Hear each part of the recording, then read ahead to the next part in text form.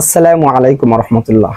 সম্মানিত দর্শক, আজ খুবই গুরুত্বপূর্ণ একটি বিষয় নিয়ে আলোচনা করতে এসেছি। সেই বিষয়টি হলো যে হিজড়াদের সামনে পর্দা করা লাগবে কিনা, বা হিজড়া যারা আছে তাদের পর্দা করা লাগবে কিনা। খুবই গুরুত্বপূর্ণ একটি বিষয়। আমরা হিজড়াদের দেখে থাকি যে হিজড়ারা গ্রামের যে সমস্ত বাড়ি আছে বা শহরের যে সমস্ত বাড়িতে আছে, ওই সমস্ত বাড়িতে যদি তারা শুনতে পারে যে এখানে সন্তান ভূমিষ্ঠ হয়েছে, তখন তারা ওই স্থানে চলে যায় এবং তাদের বিনিময়ের মাধ্যমে তাদেরকে কোলে নিয়ে একটু নাচ গান করে তারা চলে আসে। তা এই যে হিজড়া আছে, এই হিজড়াদের পর্দা করা লাগবে কিনা, বা হিজড়াদের দেখে সাধারণ যে সমস্ত আমরা মানুষ আছি আমাদের পর্দা করা লাগবে কিনা।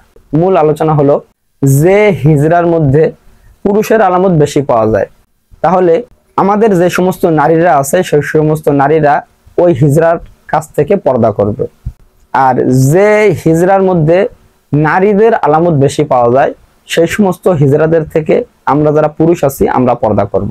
এই সম্পর্কে হাদিস বর্ণিত হয়েছে যে উম্মে সালামা রাদিয়াল্লাহু তাআলা আনহা উনি বলেন যে আমি এক হিজড়া ব্যক্তির সাথে বসা ছিলাম। হুজুর পাক সাল্লাল্লাহু আলাইহি সাল্লাম আমার ঘরে প্রবেশ করলেন। আর ওই হিজড়া আব্দুল্লাহ ইবনে উমাইয়াকে লক্ষ্য করে বলতেছে, হে আব্দুল্লাহ, তুমি কি বলো যে আগামীকাল যদি তায়েববাসীদের উপর তোমরা বিজয় লাভ করো তাহলে গায়লানের মেয়েকে নিয়ে আসবা।